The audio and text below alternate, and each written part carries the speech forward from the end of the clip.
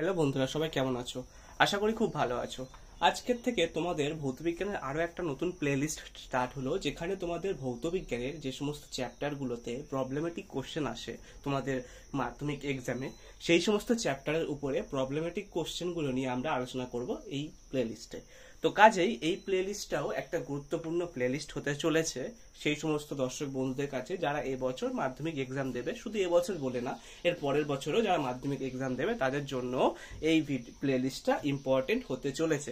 তো কাজেই তোমাদেরকে বলবো, যে সমস্ত বন্ধুরা চ্যানেলের নতুন তারা প্লিজ প্লিজ চ্যানেলটিকে সাবস্ক্রাইব করো, এবং সো দ্যাট তোমরা ভিডিওগুলোকে যাতে মিস না করো। যত তোমরা ভিডিওগুলোকে দেখবে তত তোমরা বেশি বেশি শিখতে পারবে, এবং যত বেশি শিখবে তত তোমাদের লাভ। ঠিক আছে? তো কাজেই তোমরা ভিডিওগুলোকে স্কিপ না করে ভিডিওগুলোকে দেখো। ভিডিওগুলোকে কন্টিনিউয়াস দেখার সাথে সাথে তোমার কি নলেজ গেইন হচ্ছে সেগুলোও কমেন্টে জানাও, এবং ভিডিওগুলোতে যে সমস্ত যে কনসেপ্টগুলো দেওয়া আছে কনসেপ্টগুলো খাতায় লেখো, এবং আমি মুখে যেগুলো বলছি সেগুলোও খাতায় লেখো, যাতে করে তোমাদের কোনো সমস্যার সম্মুখীন না হতে হয়। তো চলো আজকের ভিডিওটা স্টার্ট করা যাক। তো আজকে তোমাদের প্রথম প্রবলেম, মানে প্রথম অঙ্ক রিলেটেড কোশ্চেন হচ্ছে তোমার, একটি বেলুনে 95 সেন্টিমিটার এইচজি চাপে 0.8 লিটার বাতাস কি হয়েছে, ভরা আছে। ঠিক আছে? 0.8 লিটার বাতাস ভরা আছে। যদি তোমার হচ্ছে উষ্ণতা কি করছি, উষ্ণতা সমান রেখে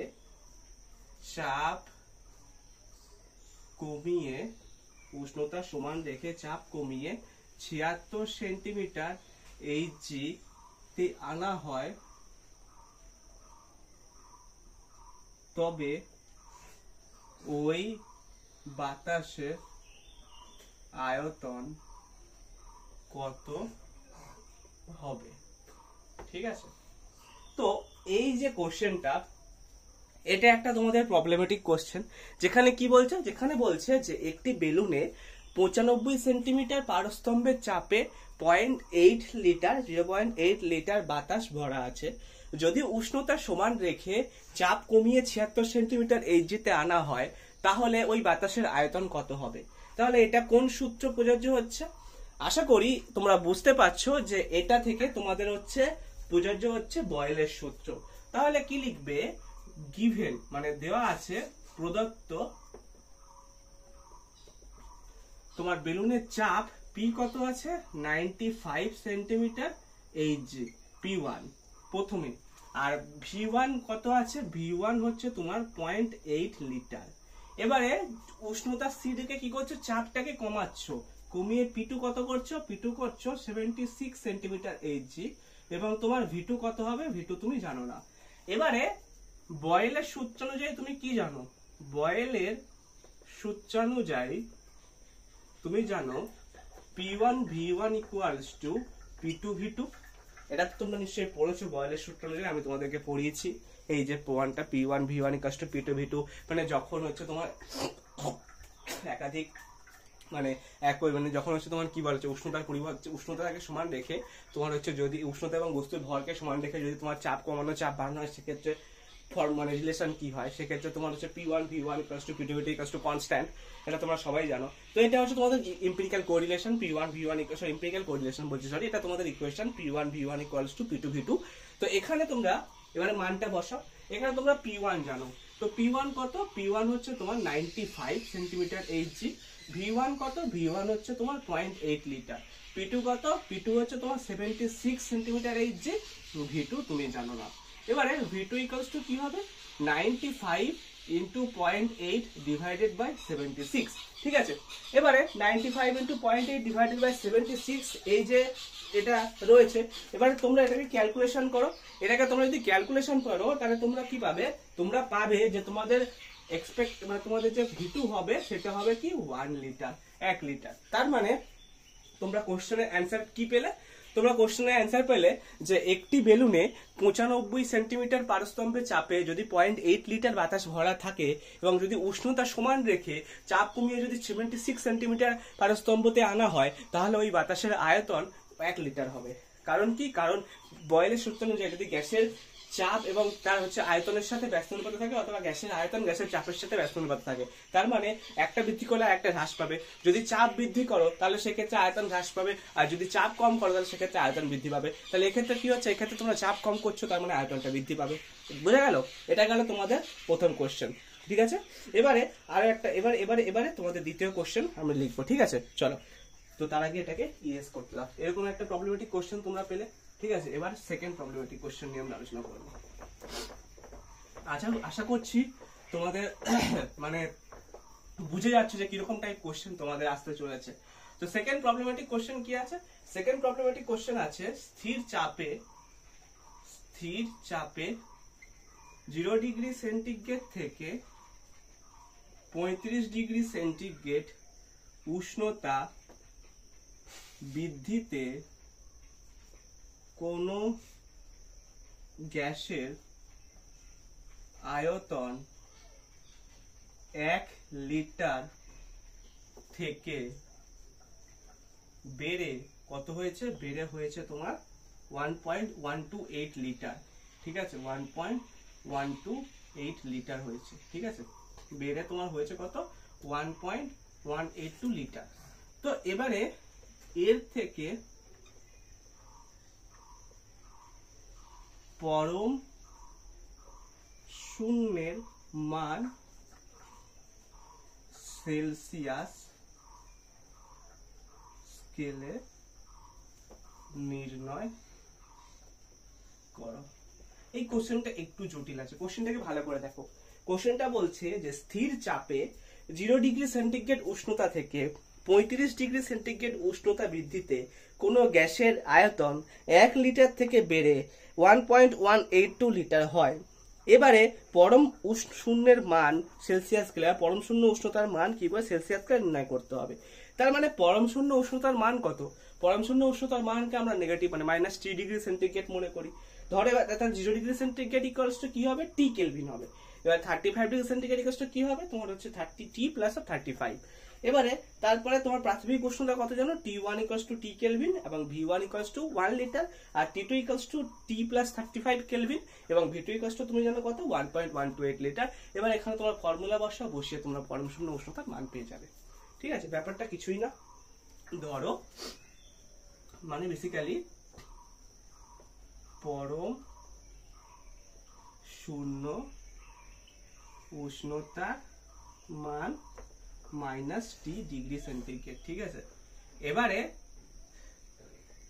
কি বলছে? 0 ডিগ্রি সেন্টিগ্রেড ইকুয়ালস টু তাহলে কত হবে? টি কেলভিন হবে, কারণ হচ্ছে মাইনাস আছে এখানে। তার মানে এটা কি হবে? এটা হবে তোমার হচ্ছে 0, তার সাথে হচ্ছে তোমার অ্যাড করে টি কেলভিন হবে। ঠিক আছে, এবারে তোমার হচ্ছে 35 ডিগ্রি সেন্টিগ্রেড আছে, তার মানে টি 0 টি কেলভিন হলে 35 এ কি হবে? টি প্লাস 35 কেলভিন। ঠিক আছে, এবারে তোমার এখানে কি আছে? এখানে চাপ স্থির আছে। তাহলে চাপ স্থির থাকলে কোন সূত্র প্রযোজ্য হয়? চাপ স্থির থাকলে তোমার প্রযোজ্য হয় কোন সূত্র? চার্লসের সূত্র। তার মানে চার্লসের সূত্রানুযায়ী, আর তোমার এখানে V1 কত আছে? প্রথম আয়তন ছিল কত? প্রথম আয়তন ছিল 1 লিটার, আর তারপর আয়তন বেড়ে কত হয়েছে? আয়তন বেড়ে হয়েছে 1.182 লিটার। তার মানে তোমরা চার্লসের সূত্র অনুযায়ী কি জানো? যে V1 by T1 equals to V2 by T2 equals to constant। তোমরা এটা জানো। তাহলে V1 by T1 equals to V2 by T2 তোমরা এটা জানো। চার্লসের সূত্র পরম শূন্য স্কেলে যদি তোমরা ধরো তাহলে সেক্ষেত্রে কি হয়? V proportional to capital T, যখন হচ্ছে তোমার গ্যাসের চাপ এবং গ্যাসের ভর স্থির থাকে। তাহলে এক্ষেত্রে তোমার এই ফর্মুলাতে তোমরা এবার মানটা বসিয়ে দাও। এই ফর্মুলাতে তোমার V1 কত আছে? V1 আছে তোমার 1 লিটার। T1 কত আছে? T1 আছে হচ্ছে টি কেলভিন, কারণ 0 ডিগ্রি সেন্টিগ্রেড। এবারে V2 কত? V2 হচ্ছে 1.128 লিটার, আর T2 কত? T2 হচ্ছে তোমার T প্লাস 35 কেলভিন। তার মানে তোমার এখানে কোনাকুনি মাল্টিপ্লাই করো, তাহলে এটা উপরে 1 আছে, তার মানে T প্লাস 35 ইন্টু 1 করলে T প্লাস 35 হবে, আর এটা হবে তোমার 1.128 T। এবারে তুমি এই টিটাকে ওপারে নিয়ে যাও, তার মানে 1.128 T minus of T equals two হবে 35। এবারে তোমরা এটাকে মাইনাস করো, তাহলে কত হবে? 0.128 T ইকুয়ালস টু হবে 35। তাহলে T ইকুয়ালস টু কত হবে? 35 ডিভাইডেড বাই 0.128। এবারে টি এর ভ্যালু কত হবে 35 ডিভাইডেড বাই, যদি তোমরা 0.128 করো তাহলে সেক্ষেত্রে তোমার টি এর ভ্যালু আসবে কত 273.4। এবারে 273.4 হচ্ছে তোমার টি এলো। এবারে তুমি পরম শূন্য উষ্ণতার মান কত ধরেছো, পরম শূন্য উষ্ণতার মান তাহলে কত হয় -3 ডিগ্রি সেন্টিগ্রেড। তাহলে পরম শূন্য উষ্ণতার মান কত হবে -273.4 ডিগ্রি সেন্টিগ্রেড, যেটা তোমরা সবাই ধরে রাখো পরম শূন্য উষ্ণতার মান -273.4 ডিগ্রি সেন্টিগ্রেড। সেটা তোমরা আশা করি বুঝে গেছো কিভাবে এলো। ঠিক আছে, কোশ্চেনটা কি বলেছে আবারও বলছি, স্থির চাপে 0 ডিগ্রি সেন্টিগ্রেড উষ্ণতা থেকে কি করছে 35 ডিগ্রি সেন্টিগ্রেড উষ্ণতা বৃদ্ধিতে কোনো গ্যাসের আয়তন কি করছে 1 লিটার থেকে বেড়ে কত করছে 1.128 লিটার করছে। এবারে এর থেকে কি হচ্ছে, এর থেকে আমরা পরম শূন্যের মান কি করছি সেলসিয়াস স্কেলে নির্ণয় করছি। এবার কিভাবে নির্ণয় করবো আমরা পরম শূন্য উষ্ণতার মানটাকে প্রথমে -3 ডিগ্রি সেন্টিগ্রেড ধরে নেবো। ঠিক আছে, কারণ পরম শূন্য উষ্ণতা মানে তোমার কত নেগেটিভ হবে, 0 থেকেও কম হবে। তাহলে এবার 0 ডিগ্রি সেন্টিগ্রেড ইকুয়ালস টু কি হবে টি কেলভিন হবে। আমরা সবাই জানি 0 degree centigrade equals to T kelvin. ঠিক আছে, এবার 35 ডিগ্রি সেন্টিগ্রেড ইকুয়ালস টু কত হবে টি প্লাস আপ টু 35 হবে। তাহলে এবারে মানে যেহেতু টিটা হচ্ছে আমার পরম শূন্য উষ্ণতা, তার মানে তোমার 0 equals to 0 degree centigrade equals to কি হবে টি কেলভিন, আর 35 ডিগ্রি সেন্টিগ্রেড ইকুয়ালস টু কি হবে টি প্লাস আপ 35 কেলভিন। এবারে আমরা চার্জের সূত্র অনুযায়ী কি জানি v1/t1 ইকুয়ালস টু v2/t2। এবারে ফর্মুলা নরমাল সিম্পল ফর্মুলাতে পুট করেছি, করে আমরা কত পেয়েছি পরম শূন্য উষ্ণতার মান আমরা পেয়েছি -273.4 ডিগ্রি সেন্টিগ্রেড। ঠিক আছে, এবারে আমরা আরেকটা কোশ্চেন আলোচনা করবো। ঠিক আছে,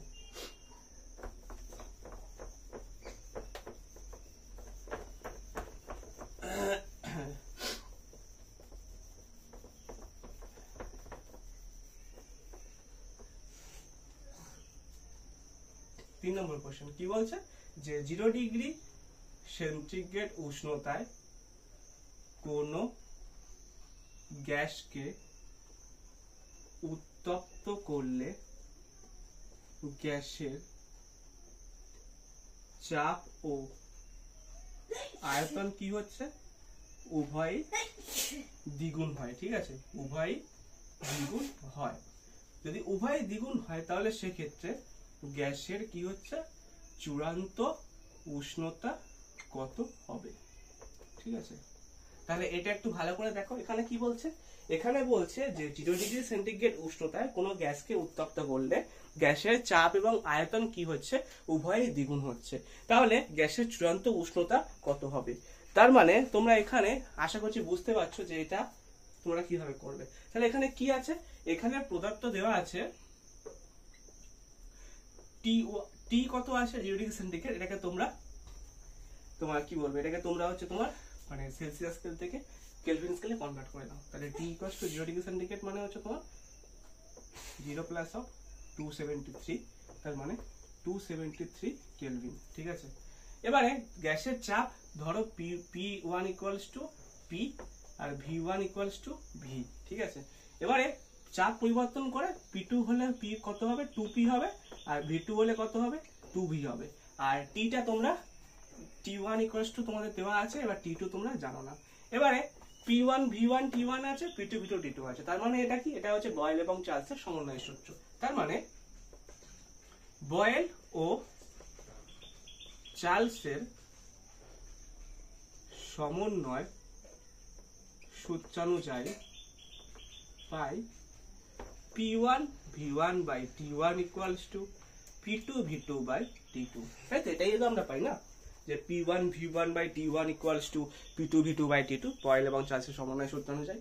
তো এবার এখানে P1 V1 T1 P2 V2 T2 এর মান বসিয়ে দাও। তার মানে আমরা P1 ইকুয়ালস টু কি জানি P, V1 কি V, T1 কত 273। এবারে P2 কত জানি, P2 হচ্ছে 2P, V2 কত 2V, আর তোমার হচ্ছে T2 আমরা জানি না। এবারে T2 ইকুয়ালস টু কত হবে 2P 2V into 273 divided by PV। তাহলে VP কেটে যাবে, তাহলে 4 ইন্টু 273, তার মানে 3 4 12 2 হাতে হয়ে গেছে 7 4 7 8 7 29 শূন্য হাতে দিয়েছে 4 2 8 2 10। T2 equals two 1092 kelvin. ঠিক আছে, এবার T2 ইকুয়ালস টু 1092 কেলভিন, তার মানে T ইকুয়ালস টু ডিগ্রি সেন্টিগ্রেডে কনভার্ট কর 1092 মাইনাস অফ 273, তার মানে 3 কে দিয়ে করলে 9 হাতে 1 আছে 7 1 8, 8 কে দিয়ে করলে 9 1 আর 2 কে দিয়ে করলে 8, 819 ডিগ্রি সেন্টিগ্রেড। ঠিক আছে, তার মানে দেখতে পেলে যে 0 ডিগ্রি সেন্টিগ্রেড উষ্ণতা কোনো গ্যাসকে উত্তপ্ত করলে গ্যাসের চাপ এবং আয়তন কি হচ্ছে, উভয় যদি দ্বিগুণ হয় তাহলে সেক্ষেত্রে গ্যাসের চূড়ান্ত উষ্ণতা আমার কত আসছে, 819 ডিগ্রি সেন্টিগ্রেড। ঠিক আছে, এটা কিভাবে করলাম আশা করি তোমাদের বুঝে গেছো। ওকে, তো এবার নেক্সট ভিডিওতে আমি তোমাদের সাথে আরো এই চ্যাপ্টারের গুরুত্বপূর্ণ কোশ্চেনগুলো নিয়ে আমরা আলোচনা করব, এবং তারপরে এই চ্যাপ্টারের উপরে তোমাদেরকে কিছু কোশ্চেন আমরা করতে দেব, তোমরা সেই কোশ্চেনগুলো করে আমাদেরকে দেখাবে। ঠিক আছে, আশা করি আজকের ভিডিওটা তোমাদের ভালো লেগেছে, এবং এইরকম ভাবে তোমাদের প্রত্যেকটা চ্যাপ্টারের উপরে ইম্পর্টেন্ট কোশ্চেন রিলেটেড মানে ভিডিও আসতে থাকবে, এবং তোমরা ভিডিওগুলোকে দেখবে, আর ভিডিওগুলোকে দেখে তোমরা নিজেরা কোশ্চেনগুলোকে করার চেষ্টা করবে, এবং তার সাথে সাথে কি করবে, তোমরা সলিউশনগুলোকে দেখতে থাকবে। যদি তোমাদের মনে হয় কোথাও কিছু ভুল হচ্ছে তাহলে অবভিয়াসলি কমেন্টে জানাবে। আশা করি কোনো কিছু ভুল হয়নি এখন অবধি। যদি কিছু হয়ে থাকে ভুল তাহলে অবশ্যই কমেন্টে জানাবে, আমি চেষ্টা করবো সেটাকে সংশোধন করা। দেখা হবে তোমার সাথে নেক্সট ভিডিওতে। আর যে সমস্ত বন্ধুরা চ্যানেলে নতুন তারা প্লিজ চ্যানেলটাকে সাবস্ক্রাইব করো, আর এই নতুন প্লেলিস্টটাকে বেশি বেশি করে ভালোবাসা দাও, সবাই শেয়ার করো। দেখা হবে তোমার সাথে নেক্সট ভিডিওতে, প্লিজ চ্যানেলটিকে সাবস্ক্রাইব করো।